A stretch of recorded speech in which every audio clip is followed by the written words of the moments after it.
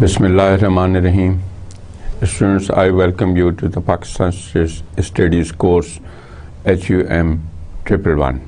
I am Professor Talat Khurshid. In our last lecture, we discussed the overall changes which took place in the subcontinent after 1957, War of Independence. And we saw that the Britishers tried to establish themselves in the subcontinent, and in the war, the Muslims were the big losers. Somehow what has happened is that Hindus also took advantage of the situation, and I told you that this was under the larger philosophy that enemy's enemy is my friend. Muslims happens to be enemy of the Christians, Britishers, because, as I said earlier, of the Crusades. And Muslims happens to be enemy of the Hindu because they came and ruled the Ashoka Empire. Now both of them joined hand and started doing efforts which resulted in the losses to the Muslims. And for the next 90 years, we see that they left no opportunity to bring humiliation to the Muslims, to bring loss to the Muslims, and they have also tried to befool the Muslims. اور اگر ہم اس کو دیکھیں کہ انہوں نے سادہ لو مسلمانوں کو جو سب کانٹیننٹ میں تھے، اب وہ رولر نہیں رہے تھے، وہ ایکول پارٹنرز ہو گئے تھے، وہ ایکول لیول پہ آ گئے تھے، کیونکہ ہندو بھی محکوم تھے اور مسلمان بھی محکوم تھے.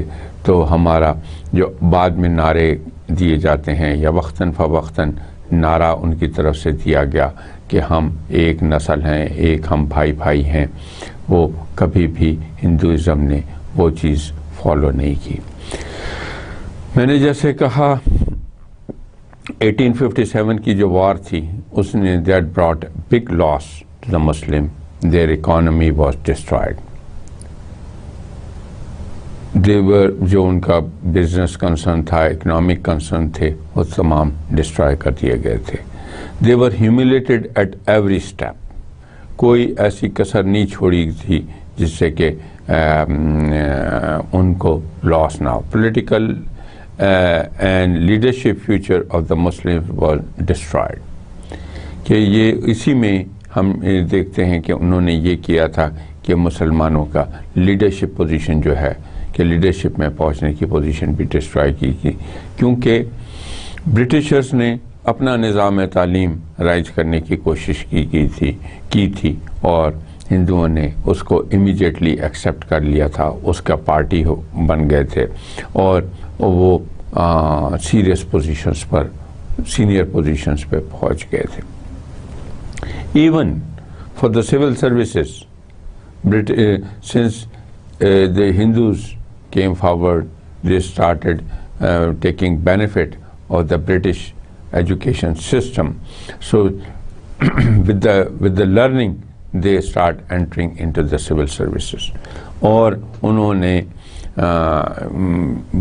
برٹشر کی جو تجویز تھی کہ مینجمنٹ میں، گورنمنٹ میں سینئر پوزیشن پہ یا پوزیشن پہ اپوائنٹمنٹ جو ہو by virtue of competitive exam ہو، اور تو انہوں نے وہ تجویز بھی قبول کی، بلکہ انہوں نے ڈیمانڈ کی کہ اس پہ اپوائنٹمنٹ جو ہونی چاہیے تھرو کمپٹیٹیو ایگزام ہونی چاہیے. اور اس کے پیچھے ہڈن ایجنڈا جو تھا، لارجر ایجنڈا اگر ہم دیکھیں تو لارجر ایجنڈا وہی آپریٹ کر رہا تھا کہ اس میں مسلمانوں کو ایلیمنیٹ کیا جائے. مسلمانوں نے at times Muslims have been reacting to the bias and cruel policies of the British. تو مسلمان اسے ریئیکٹ کرتے رہے، ان کے خلاف آواز بلند کی، اس کے خلاف احتجاج کیا، مگر مسلمانوں کی کمزوریاں تھیں کیونکہ مسلمان اس اسٹینڈرڈز اور اس معیار پہ فٹ نہیں ہو رہے تھے جو کہ موجودہ گورنمنٹ نے طے کی تھیں. اور ان کو جو ساتھ تھا وہ ہندوؤں کا ساتھ تھا. تو ہندوؤں کے ایٹیٹیوڈ سے بھی مسلمان جو تھے بڑے ڈس اپوائنٹ ہوئے تھے، اور ان کا سیریس کنسرن تھا کہ بھائی ایک طرف تو آپ کہتے ہو کہ ہم بھائی بھائی ہیں، ہم ایک رنگ ہیں، ہم ایک نسل ہیں، ہمارا لباس، ہمارا اٹھنا بیٹھنا، ہماری پوشاک، ہمارا طور طریق سب ایک جیسے ہیں، اور وہ یہ جو برٹشرز ہیں یہ ایلینز ہیں اور ان سے ہم مختلف ہیں. مگر جب ایڈوانٹیج لینے کی بات آتی ہے تو ہندو ایسی ڈپلومیسی کرتے تھے اور ایسا پروسیس کرتے تھے کہ وہ سسٹم میں کسی طرح سے انٹر ہو جاتے تھے اور مسلمانوں کو نقصان پہنچتا تھا مسلمانوں کا. مسلمانوں نے ہمت نہ ہاری، ذلتیں سہیں، ناکامیاں اٹھائیں، محتاجیاں اٹھائیں، غربت برداشت کی، اور مگر پھر بھی انہوں نے اس سچویشن کو بڑی ایفیکٹیولی فالو کیا. اور اس میں جو اہم رول ہے وہ بہت صوفی حضرات کا ہے، جو سینٹس کا ہے، پیروں کا ہے، علماء کا ہے. صوفیوں کا رول جو ہے وہ بڑا امپورٹنٹ ہے کہ مسلمانوں کو گائیڈ کرنے میں. ان میں سے نمایاں نام، ویسے تو بہت سارے نام ہوں گے مگر نمایاں نام اگر ہم لیں تو اس میں حضرت مجدد علی ثانی، ان کا بہت بڑا رول ہے.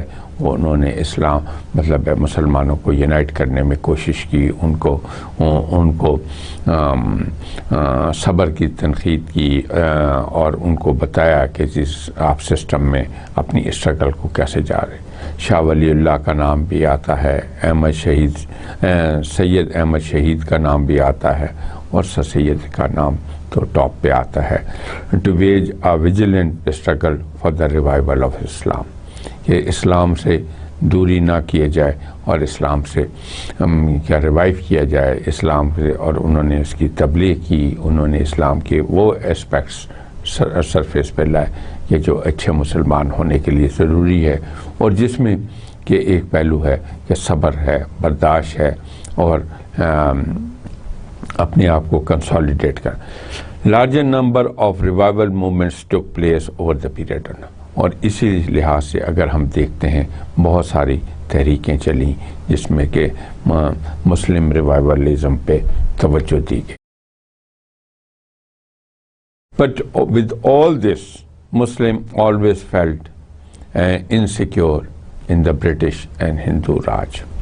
حالانکہ سر سید احمد خان نے جب محمدن سوسائٹی کی بنیاد رکھی اور انہوں نے مسلمانوں کو تعلیم کے لیے ان کے لیے بندوبست کیا، انکریج کیا، but still that was the time کہ مسلم فیلٹ انسیکیور. اور اس کی جو بنیادی وجہ ہے جو میں نے پہلے بھی آپ سے ڈسکس کی تھی کہ بڑے امپورٹنٹ ایشوز ہیں جس میں کہ واضح طور پہ ہمیں نظر آ گیا کہ ہندو ہمارے ساتھ نہیں ہیں، ہمیں بیوقوف ضرور بنا رہے ہیں مگر وہ ہمارے ساتھ نہیں ہیں. اور وہ جو تھی خاص طور سے لینگویج کنٹروورسی تھی، اور وہ لینگویج کنٹروورسی یا لینگویج ایشو جو تھا میں نے آپ کو بتایا تھا کہ دربار کی لینگویج جو ہے مغلوں کے دور میں جو ایوالو ہوئی تھی وہ ایک لینگویج ایوالو ہوئی تھی، اور اس کو اردو کہا جاتا ہے. اردو کا مطلب ہے لشکری زبان.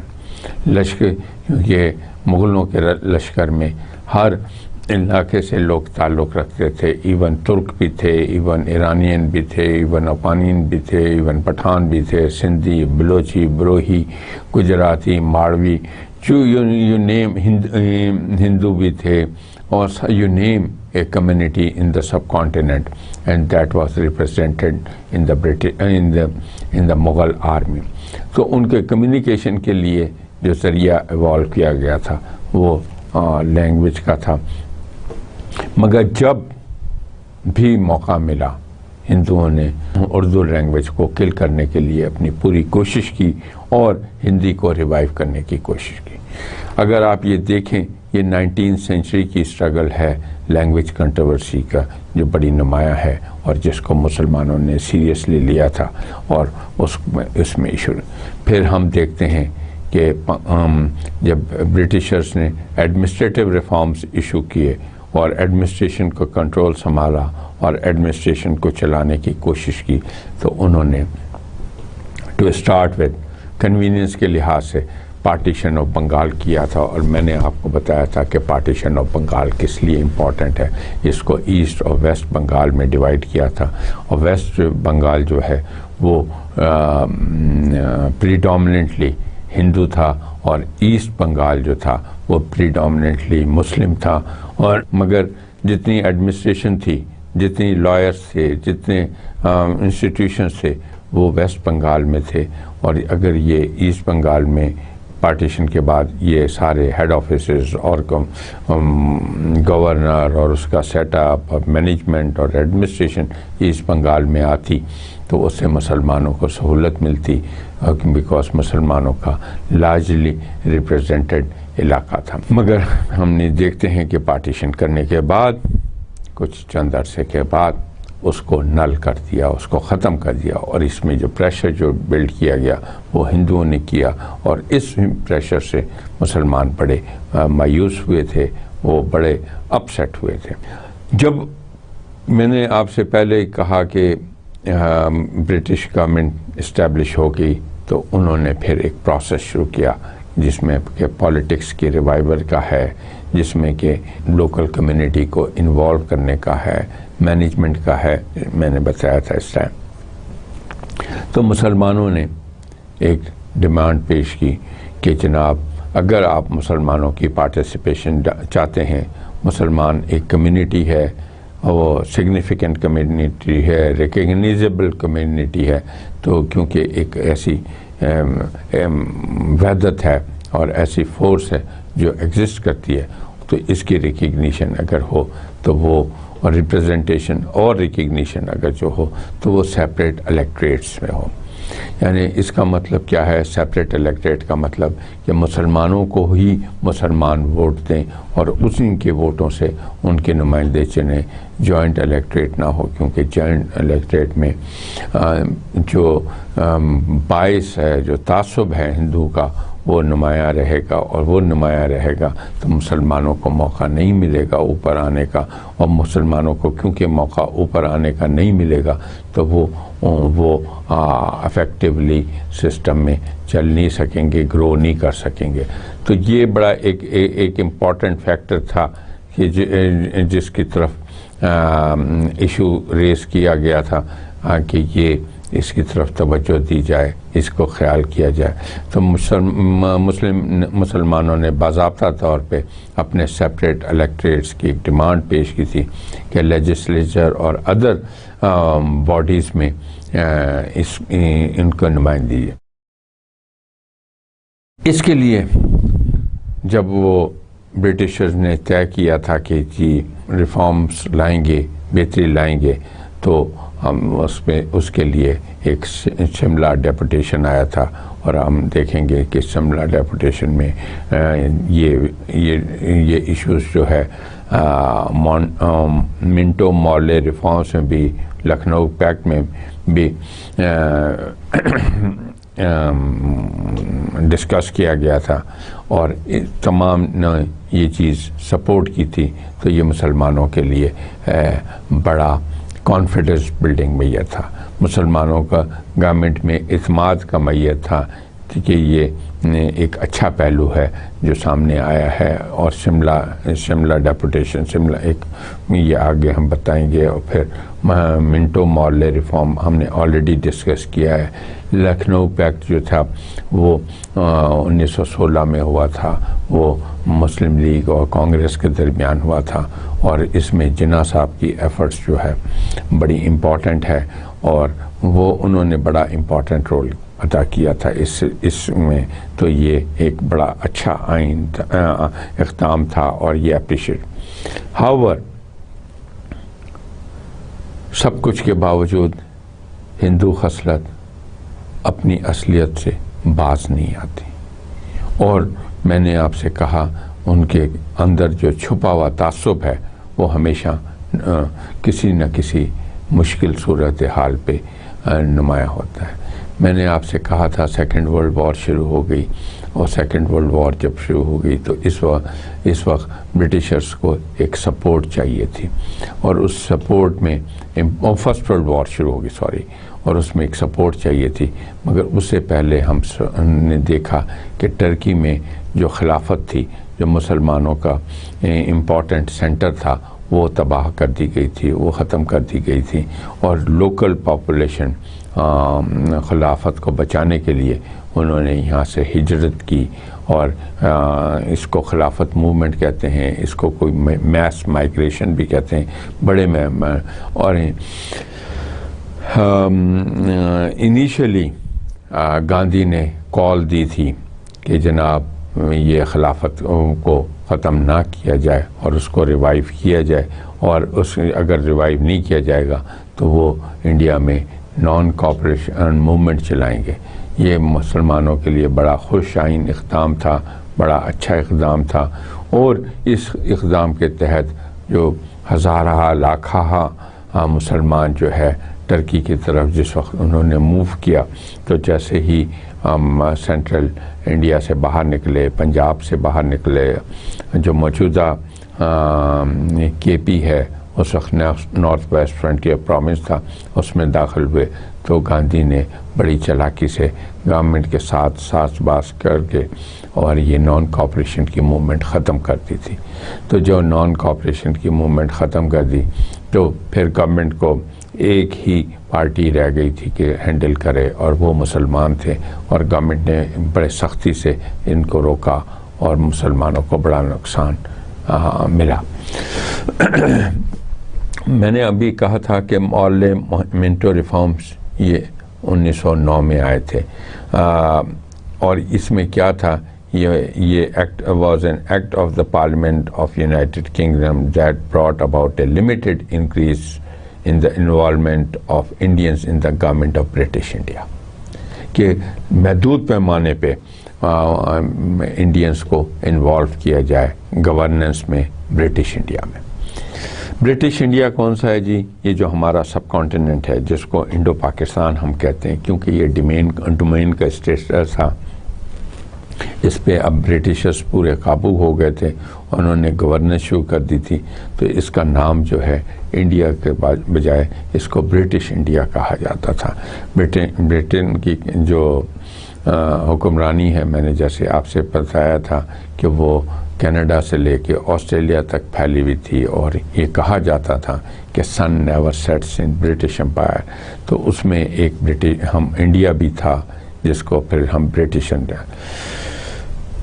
تو limited increase of involvement of Indians in the governance of British India. It effectively allowed the election of Indians to the various legislative councils in India for the first time. اور اسی کے تحت جیسے میں نے آپ سے پہلے بھی کہا ہے کہ مارلے منٹو ریفارم میں، سملر ڈیپوٹیشن میں اور مارلے منٹو ریفارم میں یہ باتیں کی گئی تھیں کہ الیکشن ہو اور ان کے لیجسلیچر میں، ان کی لیجسلیٹو کونسل میں انڈینس کی انوالومنٹ ہو۔ تو اس وقت مسلمانوں میں اتنا شعور بیدار ہو چکا تھا، اتنی سمجھ آ چکی تھی، مسلم لیگ بن چکی تھی، پالیٹکس میں لمیٹڈ پیمانے پہ وہ انٹر ہو چکے تھے مسلمان، کہ ان کو اپنے رائٹس کو ڈیفینڈ کرنے کی سمجھ آ گئی تھی، اور اس میں انہوں نے یہ next British type of electoral system would leave them permanently subject to Hindu majority rule. اور یہ جو مارلمنٹل ریفارم ہے، اگر برٹش ٹائپ کا الیکٹرل سسٹم ہو جس میں ون مین ون ووٹ ہو، تو پھر وہ پرماننٹلی جو میجورٹی رہے گی وہ ہندوؤں کی رہے گی، میجورٹی انڈین مسلم بھی allotted reserve seats in the municipal and district boards in the provincial council and in the provincial council۔ تو اس منٹو مارلے ریفارم میں یہ بھی کہا گیا تھا کہ انڈین مسلم بھی allotted reserve seats in the municipal and district boards in provincial council۔ Only Muslims should vote the candidate for the Muslim seats۔ یہ ہے جی سیپریٹ الیکٹریٹ، جو میں نے آپ سے کہا تھا کہ سیپریٹ الیکٹریٹ کا تصور دیا تھا، وہ سیپریٹ الیکٹریٹ یہ تھا کہ مسلمان ہی خالی مسلمان کو ووٹ، اور اسی کے تحت ہم نے کہا کہ لکھنؤ پیکٹ ہوا تھا جو کانگریس کے درمیان ہوا تھا، لاسٹ ہم نے کلاس میں بڑا تفصیل سے کور کیا ہے اس کو. اس کے جو مین فیچر ہیں وہ یہ آپ کے سامنے ہیں، جو میں نے تفصیل سے ڈسکس کیے تھے، آپ کو بتائے تھے. آپ کی میموری کو ریوائیو کرنے کے لیے میں پھر ایک دفعہ پڑھ دیتا ہوں. دا مین میتھڈ، جو مین فیچر تھا، the main method should be adopted for executive council of governors, کہ کوئی the same method should be adopted for executive council of the governor. Next, the Indian council must be abolish, Indian کی جو ایک council بن رہی بھی ہے وہ ابالش کر دیے جائے. The salary of the Secretary of State for Indian Affairs should be paid by the British government and not through Indian funds. Next, of the two under secretaries, one should be Indian. کہ جناب جو under secretaries بنائے ہیں جو نظام میں British India کو چلانے کے لیے، اس میں سے ایک جو ہے لوکل بندہ ہونا. The executive should be separated from judiciary. یہ بڑا امپورٹنٹ ہے لکھنؤ پیکٹ میں کہ ایگزیکٹو اور جوڈیشری کو علیحدہ علیحدہ کیا جائے. میں نے آپ سے پہلے بھی کہا تھا کہ حکومت کے 3 آرمز ہوتے ہیں، ایک کو کہتے ہیں لیجسلیچر، ایک کو کہتے ہیں ایگزیکٹو اور ایک کو کہتے ہیں جوڈیشری. اور میں نے پہلے بھی آپ کو بتایا تھا لیجسلیچر کا کام آئین سازی کرنا ہے، ایگزیکٹو کا کام اسے امپلیمنٹ کرنا ہے، اور جوڈیشری کا کام اس کو اوورسی کرنا ہے. تو یہ نظام حکومت میں یہ 3 بازو ہوتے ہیں حکومت کے، اور اس طرح حکومت چلتی ہے. تو اگر ایگزیکٹو میں ہم مانگ رہے ہیں کہ لیجسلیچر میں ہم مانگ رہے ہیں کہ مسلمانوں کی سیپریٹ نمائندگی ہونی چاہیے، ان کا سیپریٹ الیکشن ہونا چاہیے. پھر ایگزیکٹو میں بھی ہم مانگ رہے ہیں کہ لوکل لوگوں کی انوالومنٹ ہونی چاہیے، اور دیکھیے کہ وہ اس میں ہم جاتے ہیں یا کہاں تک کہ جی ایک انڈر سیکرٹری آف اسٹیٹ جو ہے وہ لوکل ہونا چاہیے، اور جوڈیشری جو ہے ایگزیکٹو سے علیحدہ ہو تاکہ لوگوں کو انصاف ملے. The number of Muslims in the provincial legislature would be laid down province by province. اور یہ کوئی ایک تعداد نہیں ہے، 2 نہیں 3 نہیں، ہر پروونس کے حساب سے ہے. جہاں آبادی زیادہ ہے وہاں زیادہ مسلمان ہوں، جہاں آبادی کا. لکھنؤ پیکٹ کے بعد ہم یہ دیکھتے ہیں کہ یہ ریفارمز ہوئی، سملہ ایگریمنٹ ہوا، سملہ ڈیپوٹیشن ہوا. تو ہم یہ دیکھتے ہیں اس کے بعد کیا ہے ڈیولپمنٹ، کیا ڈیولپمنٹ ہوئی.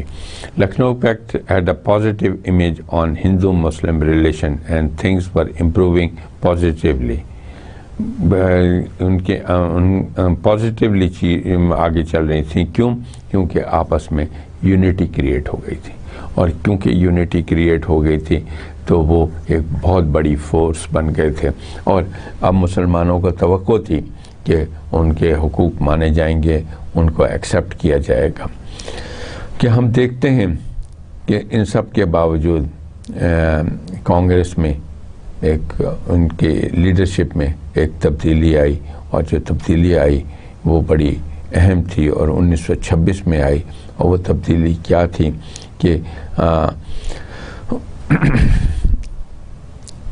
محاسبہ، ہندو محاسبہ جو ہے لیڈرشپ ان کے پاس پہنچی. اور یہ ہندو محاسبہ جو ہے یہ بڑے متعصب لیڈرشپ ہے. یہ مسلمانوں کے بہت پریجوڈس ہیں مسلمانوں کے، and they started negative propaganda against previous actions. انہوں نے کانگریس نے اپنی عجیب قسم کی تحریکیں چلائیں. انہوں نے کہا جو کام ہوئے تھے، اقدام ہوئے تھے پہلے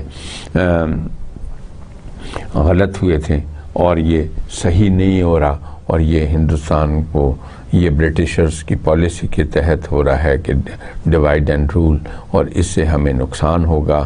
اور مسلمان تو ایک چھوٹی سی اینٹیٹی ہے، اصل جو رولنگ کلاس ہے وہ ہونی چاہیے، وہ ہندو ہونے چاہیے. تو انہوں نے ایک شرط رکھی جو بڑی امپورٹنٹ تھی اور بڑی انٹرسٹنگ تھی. مسلمانوں نے اپنی ساری پولیٹیکل جد و جہد میں نے آپ سے کہا کہ لینگویج کنٹروورسی کے بعد اور انلمنٹ آف پارٹیشن آف بنگال کے بعد مسلمانوں نے ایک ڈفرینٹ کانفیڈنس آ گیا تھا اور وہ اپنے رائٹ کی ڈیمانڈ کرنے شروع کر دیے تھے. اور رائٹ کی ڈیمانڈ وہ رہی صحیح سمت میں انہوں نے کرنا شروع کیا تھا. اور اس میں جو ایک چیز انہوں نے منوائی تھی وہ امپورٹنٹ تھی سیپریٹ الیکٹریٹ. یہ جب کانگریس کی لیڈرشپ میں چینج آئی تو یہ لیڈرشپ میں جو یہ چینج آئی یہ بڑی امپورٹنٹ تھی. اور وہ لیڈرشپ کی چینج نے ایک ڈیمانڈ رکھی کہ مسلمان جو ہیں اپنا سیپریٹ الیکٹریٹس کا ڈیمانڈ کو ختم کر دیں، مطالبے کو ختم کر دیں. اور اگر ان کا کوئی اور ڈیمانڈ ہے، کوئی اور مطالبہ ہے تو مسلمانوں کا، اس میں کانگریس ان کو سپورٹ کرنے میں تیار ہے. یہ بہت بڑا ایک ٹریپ تھا، یہ بہت بڑی ایک پالیٹکس تھی جو انہوں نے ہمارے ساتھ کرنے کی کوشش کی تھی. اور ان کو یہ پتہ تھا کہ یہ شاید اس ڈیمانڈ کو ایکسیپٹ نہیں کریں گے تو پھر ہم جائیں گے برٹش گورنمنٹ کے پاس اور ان کو سمجھائیں گے کہ یہ مسلمان نان کوآپریٹو ہیں اور مسلمان مشکلات پیدا کرتے ہیں اور پھر اپنے مفاد میں بینیفٹ لیں گے. مگر اس وقت مسلم لیگ کی لیڈرشپ جو ہے ایک ویژنری کے پاس چلی گئی تھی، ایک ڈائنامک آدمی کے پاس چلی گئی تھی، ایک پرسن آف لانگ سائٹڈمنٹ کے پاس تھی اور ان کا نام جناح ہے، محمد علی جناح. تو یہ انہوں نے جناح نے اس صورتحال میں ایک کانفرنس کنوین کی دہلی میں اور وہاں کچھ تجاویز پیش کی جو انہوں نے کہا تھا کانگریس نے کہ کوئی اور ڈیمانڈ ہے تو یہ پیش کرے. اور 1927 میں جو پروپوزلز آئیں یہ ڈیلی پروپوزل کے نام سے کہا. دہلی ہندوستان کا آپ کو پتہ ہی ہے ایک بہت مشہور شہر ہے، اس میں یہ میٹنگ ہوئی تھی اور اس کے نام سے پہلی ڈیمانڈ جو کی انہوں نے پروپوزل جو اپنی دی، Sindh should be separated from Bombay. Students, میں نے آپ کو پہلے بھی ذکر کیا تھا کہ سندھ جو ہے جو ایڈمنسٹریٹو ڈویژن تھا جیسے بنگال تھا، اسی طرح ایک ایڈمنسٹریٹو ڈویژن بامبے تھا اور بامبے کی حدود جو تھیں وہ سندھ تک پھیلی ہوئی تھی. بامبے بزنس ہب تھا، بامبے اکنامک ایکٹیویٹی کا کلچر تھا، بامبے پورٹ سٹی ہے اور وہ پورٹ سٹی کی وجہ سے یہ آگے جغرافیہ اس کا بڑھایا گیا تھا اور سندھ اس کا حصہ کر گیا. بامبے بیسیکلی اور بہت سارا وہ ریجن جو کمپیکٹ انڈیا کا وہ ریجن ہے وہ پریڈومیننٹلی ہندو ہے اور سندھ جو ہے پریڈومیننٹلی مسلمان تھا. تو ہم محسوس ہوتا تھا اس وقت کہ مسلمانوں کو پراپر ان کے حقوق نہیں دیے جا رہے، ان کی طرف پراپر ڈیولپمنٹ کی توجہ نہیں دی جا رہی. تو انہوں نے جو صوبوں کے مطالبے تھے جو ہم نے دیکھا تھا پہلے بھی انہوں نے صوبوں کے مطالبہ کیا تھا کہ سیپریٹ پروونسز بنائے جائیں، تو اس میں انہوں نے کہا کہ بامبے کو سندھ کو بامبے سے علیحدہ ایک صوبہ بنا دیا جائے تاکہ اس کا اپنا انتظام ہو، اپنے اس کا سلسلہ چلے. یہ ایک کاوش کی گئی تھی، ایک کوشش کی گئی تھی کہ اس میں مسلمان پھر اپنے گورنمنٹ کا حصہ، اپنی گورنمنٹ بنائیں، اپنے لوکل گورنمنٹ ہوں، اپنے لوگوں کی توجہ پہ ترقی پہ توجہ دیں، بہتری پہ توجہ دیں. تو یہ بڑی ایک انٹرسٹنگ ڈیمانڈ تھی جو کہ دہلی پروپوزلز میں آئی. Number 2, reform should be introduced in Balochistan and NWP and should be given status of province. اس کا مطلب آپ دیکھیے کہ 1927 میں جو کوشش کی جا رہی ہے اس میں فوکس ایریا جو ہے موجودہ پاکستان والا ایریا ہے اور یہی مسلم ڈومینیٹڈ ایریا تھے. تو انہوں نے کہ بلوچستان جو دور افتادہ علاقہ تھا انڈیا کا اور سینٹرل مطلب کیپٹل سٹی سے، اور دوسری طرف آپ دیکھیے ایک صوبہ ہے جس کا نام دیا گیا ہے نارتھ ویسٹ فرنٹیئر پروونس، یعنی نارتھ ویسٹ کا جو فرنٹیئر ہے اس کے قریب کا جو علاقہ ہے اس کو پروونس کہا گیا، اس علاقے کا نام دیا گیا۔ تو انہوں نے کہا کہ اس کو ایک صوبے کی حیثیت دی جائے اور اس میں ریفارم انٹروڈیوس کی جائے، کیونکہ ریفارم کے بغیر وہ علاقہ کیسے ترقی پائے گا، کیسے بہتر گیا۔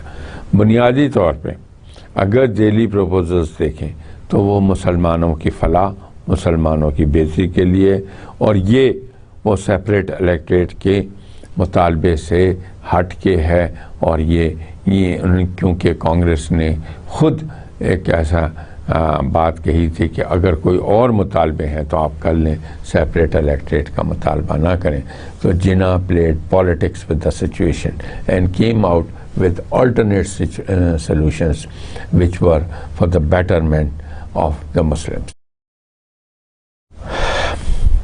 تیسری چیز، the Muslims should have 1/3 seats in the central legislature as already granted، کہ جیسے کہ پہلے ایگری کیا گیا تھا کہ لیجسلیشن میں، قانون ساز اسمبلیوں میں مسلمانوں کی 1/3 سیٹ ہوگی، کیونکہ 1/3 پاپولیشن جو ہے سب کانٹیننٹ کی وہ مسلمان ہیں، تو 1/3 سیٹیں ہونی چاہیے مسلمان۔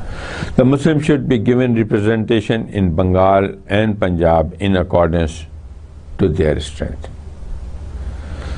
اب پوائنٹ نمبر 3 جو دیکھیے، وہاں تو اسٹیٹ اوے ہم مانگ رہے ہیں کہ 1/3 سیٹیں دی جائیں، کہ یہ ایک بلائنڈ ہم آفر مانگ رہے ہیں، ایک پروپوزل دے رہے ہیں، اور پنجاب اور بنگال میں ان کی آبادی کے اسٹرینتھ سے یہی جمہوریت کا اچھا ہے اور یہی پیٹرن ہے۔ مگر کیا ہوا، اس کا ڈیلی پروپوزل میں کچھ مسلم لیگی بھی، خاص طور سے جو پنجاب کا گروپ آیا تھا وہ مخالف ہو گیا تھا، وہ ٹوٹ پڑا تھا۔ دس کریٹڈ ڈیوائڈ ان دا مسلم انیشلی کانگریس، مگر شروع میں کانگریس نے ان پروپوزلس کو ویلکم کیا، اور انہوں نے کہا چلیں ٹھیک ہے، اگر سیپریٹ الیکٹریٹ کا مطالبہ ختم ہوتا ہے تو یہ ڈیمانڈ جو ہے ایسی زیادہ مشکل نہیں ہے، ایسے زیادہ تکلیف نہیں۔ مگر پھر میں نے آپ سے کہا کہ ہندو سائیکی جو ہے وہ عجیب سی سائیکی ہے، کہتے کچھ ہیں کرتے کچھ ہیں، پہلے کچھ بات کرتے ہیں پھر وہ ہمیشہ سے بات پلٹ دیتے ہیں، پھر جاتے ہیں۔ یہ بڑا امپورٹنٹ ہے ان کی سائیکالوجی کو انڈرسٹینڈ کرنے کے لیے۔ اور اس میں انیشلی کانگریس نے ایگری کیا، ویلکم کیا decision, but later seriously opposed, اور پھر بعد میں اس کی مخالفت کر دی۔ Alright, so on the other hand the Britisher as per promise to introduce constitutional reform in the subcontinent. Britishers نے بتایا تھا فرسٹ ورلڈ وار سے پہلے کہ کانسٹیٹیوشن ریفارمز لائیں گے، 10 سال کے اندر ریفارمز لائیں گے اور ریفارمز لائیں گے۔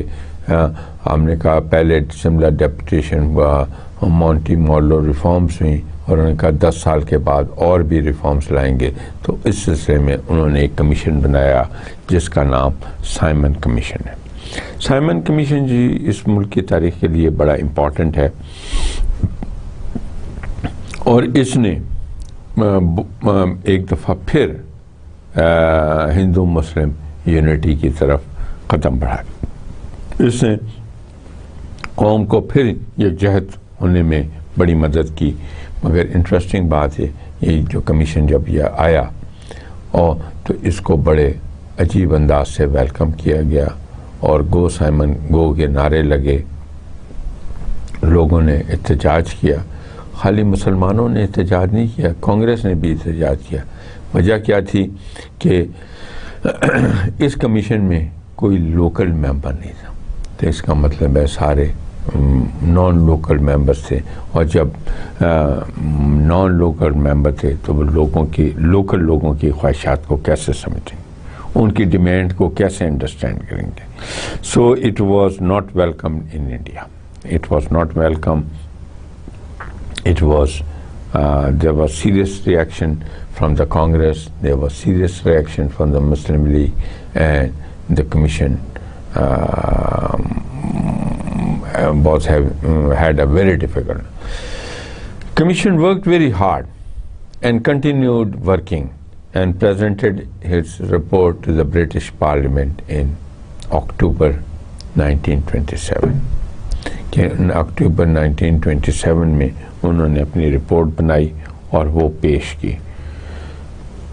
جیسے ہی رپورٹ پیش کی تو وہ کانگریس اور مسلم لیگ نے دونوں نے وہ رپورٹ جو ہے ریجیکٹ کر دی، کیونکہ انہوں نے یہ کہا، ان کا ویو تھا کہ اس سے کہ لوکل جذبات کی عکاسی نہیں ہوتی، لوگوں کا لوکل انٹرسٹ نہیں ڈیفینڈ کیا گیا ہے. اور یہ so secretary of state lord Birkenhead نے ایک اسٹیٹمنٹ دی برٹش پارلیمنٹ میں، اور انہوں نے بڑے ایک امپورٹنٹ چیز کہی، that the Indians are so divided, opposed and fed up of each other that they are unable to produce a unanimously accepted constitution.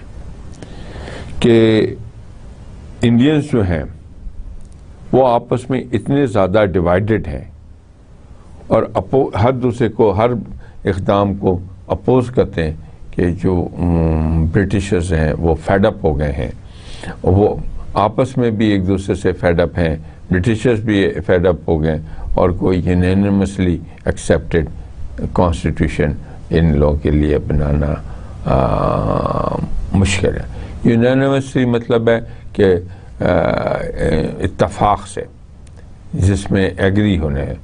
This was very disturbing. جب یہ statement the under secretary of state نے، lord Birkenhead نے یہ statement دی، تو local لوگوں کے لیے یہ ایک سگنل تھا، یہ ایک الارم تھا، یہ ایک کال تھی چیزوں کو انڈرسٹینڈ کرنے کے لیے اور الرٹنیس کریٹ کرنے کے لیے، کیونکہ ایک بڑی لمبی جد و جہد ہوئی تھی، اور اس جد و جہد کے رزلٹ میں ہم ابھی اپنی لوکل گورنمنٹ کی طرف آ رہے تھے، جس میں کہ لوکل لوگوں کو انوالومنٹ کی طرف آ رہے تھے، ایک ریفارمیشن کی طرف آ رہے تھے.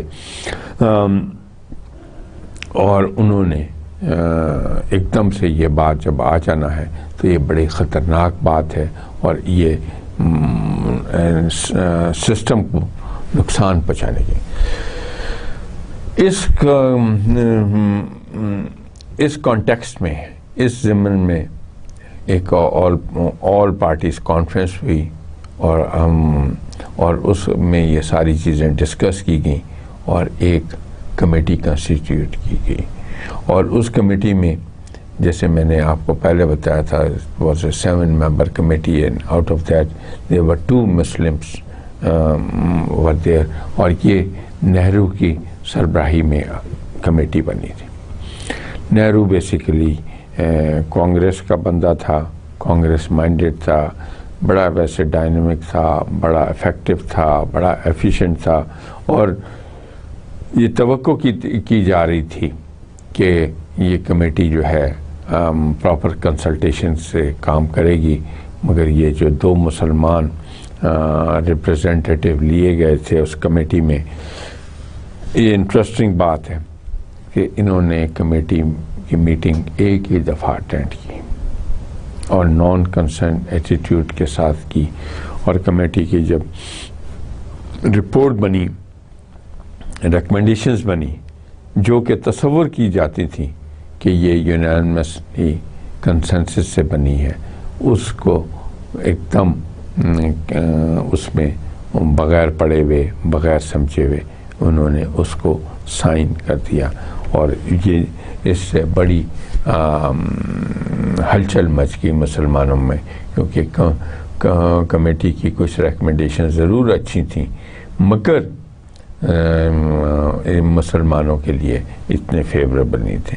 تو نہرو رپورٹ ہم نے دیکھی ہے. اب ذرا ہم دیکھتے ہیں کہ نہرو رپورٹ جو 1928 میں آئی تو اس میں کیا چیز امپورٹنٹ تھی. پوائنٹ بائی پوائنٹ ہم آگے پڑھیں گے, اس کو دیکھیں گے. اور سب سے پہلی بات یہ کہ نہرو رپورٹ کی جو ریفلیکشن تھی وہ inner prejudice and narrow minded approach of Hindus تھی, کہ مسلمانوں کا انر پریجوڈس جو ہے اب کھل کے سامنے آ گیا تھا, اب نمایاں ہو گیا تھا. اور کیونکہ وہ نمایاں ہو گیا تھا اور تو اس میں امپورٹنٹ چیز ہے پریجوڈس, کیونکہ نمایاں ہو گیا تھا اور نیرو مائنڈیڈ اپروچ ہندوؤں کی تھی, وہ مسلمانوں کو کسی طرح قبول نہیں تھی. فار ایگزامپل یہ اس کے 7 پوائنٹس ہیں, اور وہ 7 پوائنٹس میں پہلا پوائنٹ ہے full responsible government on the model of constitution of self governing dominion to be introduce in the subcontinent. یہ پوائنٹ بڑا اچھا ہے کہ فل ریسپانسبل گورنمنٹ ہونی چاہیے, کہ ایسا ہو کہ جو آپ کو لندن سے کنٹرول بیٹھ کے کنٹرول نہ کیا جائے, بلکہ سیلف گورنمنٹ ہونی چاہیے, فل ہونی چاہیے. responsible on the model of the constitution of self-governing domain. self-governing domain یعنی ایسے یونٹس, ایسے جو اپنے کام خود کرتی ہے, وہ اس میں انٹروڈیوس کیجیے, to be introduce in the subcontinent. تو اس میں برٹش کی مداخلت نہیں چاہیے, یہ ہم خود کریں گے. اور اگر اس میں دیکھیں, اس کو انڈرسٹینڈ کریں, تو یہ سیلف گورننگ جو گورنمنٹ ہوگی تو اس میں میجورٹی کس کی ہوگی, وہ کیا کرے گی, کیسے فیصلے کرے گی, یہ ایک تعصب کا انڈیکیشن ہے. Separate electorate should be replace by joint electorate. اب دیکھیے یہاں آ گیا کہ سیپریٹ الیکٹریٹس کو ریپلیس کیا جائے جوائنٹ الیکٹریٹ. جوائنٹ الیکٹریٹ کا مطلب کیا ہے کہ 1 مین 1 ووٹ ہو, اور جو کنٹیسٹ کر رہا ہے اس کو سب ووٹ دیں, اور جو وہ ووٹ سے جو زیادہ ووٹ دے گا, جوائنٹ الیکٹریٹ میں یہی ہوگا, جو زیادہ ووٹ دے گا وہی جیتے گا. تو اس کا مطلب ہے کہ مسلمانوں کو صحیح قسم کے میجورٹی نہیں ملے گی, نمائندگی نہیں. Separate electorate should be replaced by joint electorate with reservation of seats for the minorities in proportion to their population. کہ ان کی جیسے پاپولیشن کی بیس پہ ہم 1/3 کے پہلے ایگری ہو چکا تھا کہ ہم مسلمان جو ہے وہ 1/3 ایکسیپٹ کیا گیا تھا, اور 1/3 سیٹس جو تھیں وہ مانگی گئی تھیں, مگر اب وہ مائنورٹیز کی بات کر رہے ہیں. اس کا مطلب ہے کہ سکھوں کی علیحدہ ہو جائیں گی, بدھ مت کی علیحدہ ہو جائیں گی, اور جتنے مائنورٹیز ہیں ان کی سیٹیں علیحدہ ہو جائیں گی. مسلمانوں کے ہاتھ میں تو بہت کم سیٹیں آئیں گی. Foreign affairs, defence and army should be place under the control of the parliament and the viceroy. یہ ایک فیصلہ ہے کہ defence, foreign affairs and army should be place under the control of the parliament. اور parliament جو ہے وہ local ہوگی, اور لوکل ہونے کے ساتھ ساتھ ایک لیڈر ہوگا جو وائس رائے ہوگا. تو اب آپ دیکھیں کہ یہ برٹشر سے بھی ہٹنے کی کوشش کر رہے ہیں, ان سے اب آگے جانے کے. یہ امپورٹنٹ بات ہے, یہ مسلمانوں کی آشوئی ہے. مگر اس میں کہا کیا گیا, Sindh should be separated from Bombay to a new province. یہاں تک مسلمانوں کو سوٹ کرتا ہے, مسلمانوں کے لیے اچھا ہے. اور یہی کہا جا سکتا ہے کہ Sindh should be separated from Bombay to a new province if it were capable of bearing its expenditure. اب یہ جو ہے نا, یہ ایک پخ ہے, یہ ایک شرط ہے جو کہ اتنی فیوریبل نہیں ہے.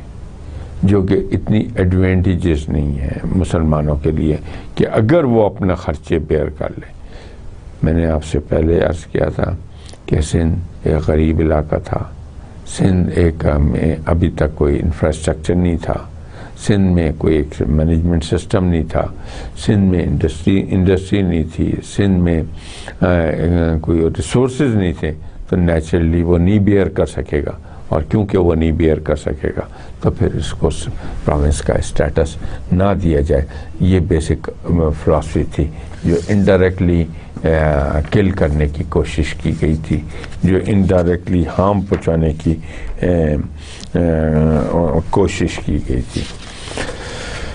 Full provincial status be given to NWFP and Balochistan, and this is important کہ full provincial status جو ہے دیا جائے. یہ ایک لحاظ سے اچھا تھا مگر گڈ تھا مسلمانوں کے لیے. Unitary form of government be established in the center. Unitary form of government means کہ there should be just one house and there should be just one parliament and that's all. اور یہ آخری جو ہے وہ میں نے پچھلی دفعہ بھی کہا, یہ پھر ایک اور کوشش کی گئی ہے جو 19ویں صدی میں کوشش کی گئی تھی. کوئی 30 سال کے بعد پھر یہی کوشش کی جا رہی ہے کہ Hindi should be made as official language. Hindi should be made as official. Now this is students, this is very important. This has been done very quickly.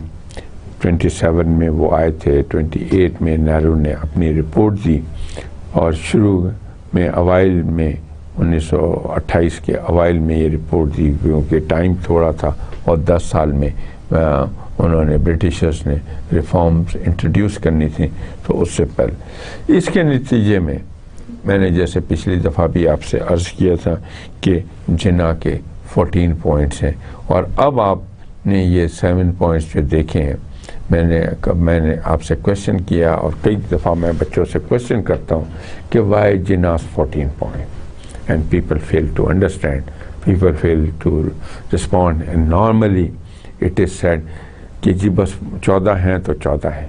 نو جی, اٹ از لاجک. ہم دیکھیں گے کہ مسلمانوں نے ترکی بترکی جواب دیا ہے, مسلمانوں نے اس کا بیسٹ سلوشن دیا ہے, مسلمانوں نے اپنا انٹرسٹ ڈیفینڈ کیا ہے, مسلم لیگ نے اپنا انٹرسٹ ڈیفینڈ کیا ہے, اور جتنے ان کا تھے 0.7 اس کے اوپر 14 پوائنٹس دیے. تو اس کا مطلب ہے ڈبل پوائنٹس دیے. تو اس کا مطلب یہ ہے کہ مسلمانوں کو فورس بنا کے پیش کرنے کی. اور یہ 29 ہے. Quaid Azam turn Nehru report as a Hindu document. Hindu document کیوں؟ کیونکہ یہ سارا ہندوؤں کو انٹرسٹ کو لارجلی ڈیفینڈ کر رہا ہے. But considering simple rejecting the report as insufficient it decided to give alternate Muslim agenda. کہ رپورٹ کو خالی ریجیکٹ نہیں کرنا بلکہ ایک مسلم ایجنڈا دینا ہے کہ مسلمان کیا سوچتے ہیں, مسلمان کیا کہتے ہیں, اور اس کے لیے reform plan to safeguard the political rights of the Muslim in a self governing India. کہ مسلمانوں کا پولیٹیکل رائٹس کا ڈیفینڈ کیا جائے in a self governing India. Political rights کہ وہ جمہوری حقوق جو ہیں, گورنمنٹ سے ریلیٹڈ جو حقوق ہیں, ان کو ڈیفینڈ کیا جائے. کن کی؟ مسلمانوں. It was in this meeting that Qaid Azam presented his famous 14 points. These points are as follows. کہ جناح صاحب نے اپنے 14 نکات جو پیش کیے وہ کیا ہیں؟ وہ یہ: All the people should be aware of their rights. All the people have the freedom of religion, religious freedom of sense and freedom of sense. کہ ہر تمام لوگوں کو اپنے حقوق کا پتہ ہونا چاہیے, اور ان کو اپنی فریڈم ہونی چاہیے, اور فریڈم آف ریلیجن ہونی چاہیے, اور فریڈم آف سینس ہونی. All cabinets at the central or local level should have at least 1/3 Muslim representation. یہی دیکھیں کہ ہم ایک فکس ریپرزنٹیشن کی بات کر رہے ہیں، ہم پاپولیشن یا پرسنٹیج کی نہیں بات کر رہے، ہم کہہ رہے ہیں کہ ایک فکس ریپرزنٹیشن ہونی چاہیے، اور all legislature in the countries or other elected bodies should be constituted on the definite principle of advocate and effective representation of minorities in every province without prejudice the majority in any province to a minority or even equality. جتنی آئین ساز assembly ہیں، all legislatures in the country and other elected bodies should be constituted on the definite principle of advocate and effective representation. Advocate مطلب ہے sufficient and effective. Effective یہ کہ جو اپنا اثر انداز ہو سکے، جو متاثر ہو سکے، ویسی representation ہونی چاہیے of the minorities in every province without reducing the majority in any province to a minority or equal. کہ نہ ان کو مائنورٹی پہ ریڈیوس، کوئی ایسی کوشش نہ کی جائے کہ ان کو مائنورٹی پہ ریڈیوس کیا جائے، یا ایسے اقدامات نہ کیے جائیں کہ ان کو برابری پہ لے آیا جائے. جو میجورٹی میں ہیں وہ میجورٹی میں رہیں، اور جو مائنورٹی میں ہیں مائنورٹی میں رہیں. یہ کس لیے کہا گیا تھا، کس لیے کیا گیا؟ یہ اس لیے کہ جو پچھلے اقدامات ہیں اس میں ہم دیکھتے ہیں کہ وہ کوشش، اگر جو مسلمان میجورٹی ایریا ہوں گے وہاں جوڑ توڑ کی جائے گی، وہاں ایسی پالیٹکس کی جائے گی کہ مسلمانوں کو ریڈیوس کیا جائے. Next, in the central legislature Muslim representation should not be less than 1/3. Central legislature جو ہے، سینٹرل گورنمنٹ جو ہے، جس کا جو انہوں نے کہا ہے کہ کانگریس نے نیرو رپورٹ میں ڈیمانڈ کی گئی تھی، تو وہاں مسلمانوں کی نمائندگی جو ہونی چاہیے وہ کسی طور پہ بھی 1/3 سے کم نہیں ہونی چاہیے. Representation of communal group shall continue to be by means of separate electorate as at present. Communal group جو ہے، جتنے لسانی گروپ ہیں، جتنے مذہبی گروپ ہیں، وہ اپنی اپنی اپنی کمیونٹیز جو ہیں، جو جتنی کمیونٹیز ہیں ان کی اپنی اپنی سیپریٹ الیکٹریٹ ہونے چاہیے.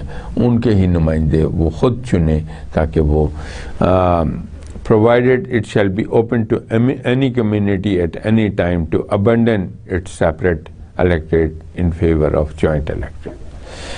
تو اس کا مطلب ہے، یہ دیکھیے اگر آپ کہ جنا کے 14 پوائنٹس جو ہیں زیادہ لبرل ہیں، زیادہ امپورٹنٹ ہیں، زیادہ بڑے ہیں، زیادہ افیکٹو ہیں، اور وہ یہ کہہ رہے ہیں کہ جناب یہ قانونی صحیفہ نہیں ہونا چاہیے کہ اگر سیپریٹ ایک دفعہ سیپریٹ الیکٹریٹ ہو گئے تو سیپریٹ رکھیں کسی اسٹیج پہ بھی. اور یہی جمہوریت ہے، یہی پالیٹکس ہے، اور پالیٹکس میں ڈائنامزم ہوتا ہے، پالیٹکس میں ریوائول ہوتا ہے. کوئی قرآنی صحیفہ نہیں ہوتا کہ وہ چینج نہ کیا جائے، اور جو چینج اگر کسی اسٹیج پہ کوئی سمجھتا ہے کہ اس کو چینج کرنے میں اس کو فائدہ ہے تو اس کو اختیار ہونا چاہیے کہ وہ اپنا حقوق کو سیپریٹ سے جوائنٹ الیکٹریٹ میں کنورٹ کر. Next, any territorial distribution that might at any time be necessary should not in any way affect the Muslim majority. کہ کوئی بھی ڈویژن ہونی ہے آپ نے، یا انلمنٹ ہونی ہے، جیسے کہ انلمنٹ آف پارٹیشن آف بنگال ہوئی، پارٹیشن آف بنگال کو جو ختم کیا گیا تو وہ اس کو ٹیریٹوریل ریڈسٹریبیوشن کو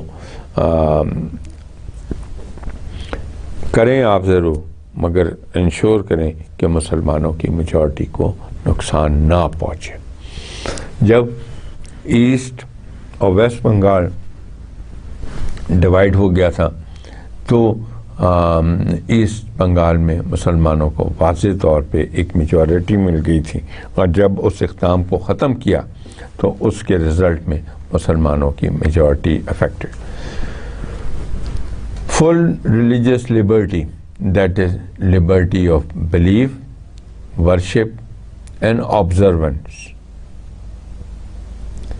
Propaganda, association and education shall be guaranteed to all community. کہ تمام ریلیجس لبرٹیز ہونی چاہیے. اپنا بلیف، ہم ایک اللہ پہ یقین رکھتے ہیں، ہم پروفٹ کے لاسٹ ہوٹ پہ یقین رکھتے ہیں، تو یہ ہماری لبرٹی آف بلیف ہونی چاہیے کہ ہم یہ فالو کریں. ورشپ کا، عبادت کر سکیں، عبادت کی لبرٹی ہونی چاہیے. اینڈ آبزرونس، اور اپنے جو بلیفس کو ورشپس کو آبزرو کرنے کی لبرٹی ہونی چاہیے. پروپیگنڈا کی لبرٹی ہونی چاہیے. Propaganda does not mean negative propaganda. Propaganda means positive also, کہ آپ اپنے، جیسے ہم تبلیغ کرتے ہیں، جیسے دعوت اسلام دیتے ہیں، یہ پازیٹیو پروپیگنڈا ہے، یہ اچھا پروپیگنڈا ہے، اچھے اقدامات کو بڑھانے کی بات ہے. تو اس کے ایسوسیشن کا، اجتماع کی اجازت ہونی چاہیے. اینڈ ایجوکیشن کی استعمال میں اجازت ہونی چاہیے. ایجوکیشن کیا ہوتی ہے؟ ٹیچنگ لرننگ پروسیس ہوتا ہے، اور یہ ہر کمیونٹی کو اجازت ہونی چاہیے. یہ گارنٹیڈ ہونی چاہیے یہ چیزیں جو اوپر. 8ویں نمبر ہے، no bill or any resolution or any part thereof shall be passed in any legislature or any other elected body if 3/4 1/3 نہیں، 2/3 نہیں، 3/4 3/4 حصہ جو ہے، یعنی اس کا مطلب ہے کہ آدھے سے زیادہ لوگ of the members of any community in that particular body oppose such a bill of resolution. کہ کوئی قانون، کوئی آئین 3/4 میجورٹی کے بغیر نہیں بننا چاہیے، اور اگر اسے ختم کرنا چاہیں تو اس میں کم از کم 3/4 میجورٹی ہونی چاہیے. یہ بڑا ضروری ہے. یہ ایسا نہیں کہ جس کا دل چاہے بنا لے اور جس کا دل چاہے ختم کر دے. انہوں نے واضح طور پہ اگلی جو پوائنٹ تھا کہ Sindh should be separated from Bombay, کہ سندھ کو بامبے سے علیحدہ کیا جائے. کوئی کنڈیشن ایف اینڈ بٹس کے ساتھ نہیں لگایا تھا، یہ اس کے ساتھ نہیں لگایا تھا کہ اگر وہ افورڈ کر سکتا ہے. افورڈ تو بدنیتی پہ منحصر تھا. Reform should be introduce in North West Frontier Province and Balochistan on the same footing as in other provinces. یہ بڑا امپورٹنٹ ہے، اور یہ مسلمانوں کا، اور اس پہ Congress. Provision should be made in the Constitution giving Muslim an adequate share along with other Indians in all services of the state and in local government, local governing bodies having due regards to the requirement of efficiency. کہ مسلمانوں کو job opportunities کا مہیا کی جائے، constitutional protection دی جائے، اور یہ کوئی اچھی ڈیمانڈ ہے. اور یہ The Constitution should embody an adequate safeguard for the protection of Muslim culture. مسلم کلچر کو پروٹیکٹ کیا جائے، مسلم کو پروٹیکشن ہو، مسلم ایجوکیشن کی، ریلیجن کی، اور گرانٹ اینڈ ایڈ لینے کی اجازت ہو from state. No government either central and or provincial should be formed without there being a proportion of at least 1/3 Muslim ministers. Muslim ministers. No change should be made in the constitution by the central legislature except with the concurrence of the state contributing in the Indian Federation. تو یہ ہم دیکھتے ہیں جناب کہ یہ important points تھے. یہ 14 پوائنٹس جو تھے، یہ 14 نکات جو جناح صاحب کے 14 نکات ہیں، یہ بڑے مشہور ہیں، یہ بڑے امپورٹنٹ ہیں، اور یہ اس کا ایک پازیٹیو ایفیکٹ ہونا چاہیے. اس کے لیے ایک سوچنے کا مقام ہے تھا برٹش گورنمنٹ کو کہ برٹش نظام کو کیسے چلایا جائے، اس کو کیسے آگے بڑھایا جائے، اس میں اس کے لیے کیا بہتری کی جائے. اور کانگریس کے لیے بھی بڑا اچھا وائبل سلوشن تھا، مگر ہم دیکھتے ہیں کہ اتنی سپورٹ نہیں ملی. اتنا آگے ہم دیکھیں گے، آگے ہم ڈسکس کریں گے کہ کانگریس نے ان باتوں کو اپریشیٹ نہیں کیا، جناح کی ایفرٹ کو اتنا اپریشیٹ نہیں کیا اور اتنی زیادہ سپورٹ نہیں دی، کیونکہ میں نے جیسے آپ سے عرض کیا تھا کہ اندر انٹرنل بائس ہے، تعصب ہے، مسلمانوں کو زیر کرنے کی کوشش کی گئی. تو اسٹوڈنٹس، آج ہم نے کل کے ہی لیکچر کو آگے بڑھایا اور اس میں دیکھا اور ہم نے اس کو بتایا کہ جی پوائنٹ بائی پوائنٹ اس کو ڈیٹیل کی، سارے نکات کا تجزیہ کیا ہے اور اس کے بعد دیکھا ہے کہ کیا آلٹرنیٹ پلان دیا گیا تھا. اب کل انشاءاللہ ہم اگلے لیکچر کے لیے جب ہم اگلے لیکچر میں آئیں گے تو ہم بات کریں گے کہ پھر ان تجاویز کا کیا بنا اور ان کی افیکٹونیس کیسے ہوئی، پھر سسٹم آگے کیسے بنا اور کیسے ابھی تک اگر آپ دیکھیے کہ سیپریٹ ہوم لینڈ کی ڈیمانڈ نہیں ہو رہی، سیپریٹ کنٹری کی ڈیمانڈ نہیں ہو رہی، ابھی تک توڑنے کی ڈیمانڈ نہیں ہو رہی، ابھی تو موجودہ سسٹم میں ریفارمیشن کی ڈیمانڈ ہو رہی ہے. اور یہ مسلمانوں کی حد الوسع کوشش رہی کہ اور یہی انڈین کانگریس کی خواہش تھی، مگر مسلمانوں کی جو خواہش تھی وہ یہ تھی کہ جی ٹھیک ہے اگر آپ رہتے ہیں مگر مسلمانوں کا انٹرسٹ کا تحفظ دیا جائے، مسلمانوں کے رائٹس کو پروٹیکٹ کیا جائے، and with in the protected rights we should operate. So with this, I come for the end to today's session.